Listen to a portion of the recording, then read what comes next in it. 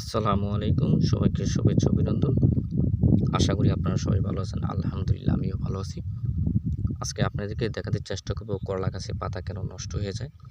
অর্থাৎ কেন এই পাতা এরকমভাবে চিরল হয়ে যায়, দেখেন নষ্ট হয়ে যায়। আসলে এটা কেন হয়? এটা হয় মূলত একটা কীড়ার কাজ। দেখেন আমি কীড়াটা বের করার জন্য চেষ্টা করতেছি। দেখেন যাদের পাতা দেখবেন এরকম, তারা আস্তে, আস্তে পাতাগুলা মেলাবেন, দেখেন এই যে দেখেন, এই যে দেখেন, এই যে একটা কীড়া। এই কীড়াটাই করে কি আপনার পাতাগুলা এরকমভাবে উপড়ে করে ফেলে, নষ্ট করে ফেলে। এর জন্য যদি দ্রুত ব্যবস্থা না নেন তাহলে কিন্তু আপনি আর্থিকভাবে ক্ষতি হয়ে যাবে, আপনার ফসলে অনেকটা নষ্ট হয়ে যাবে।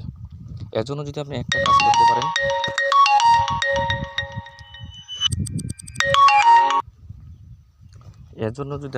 কাজ করতে পারেন, তাহলে আমি আশা করতেছি আপনি যে এই সমস্যাটা, এই কীড়ার সমস্যার হাত থেকে আপনি ফসলকে রক্ষা করতে পারবেন।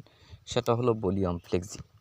বলিয়াম ফ্লেক্সি যদি প্রতি 16 লিটার পানিতে যদি আপনি 8 ml বলিয়াম ফ্লেক্সি দিয়ে বিকালবেলা ভালোভাবে গাছটা ভিজিয়ে স্প্রে করতে পারেন, তাহলে আমি আশা করতেছি আপনি এই সমস্যার হাত থেকে ফসলকে রক্ষা করতে পারবেন।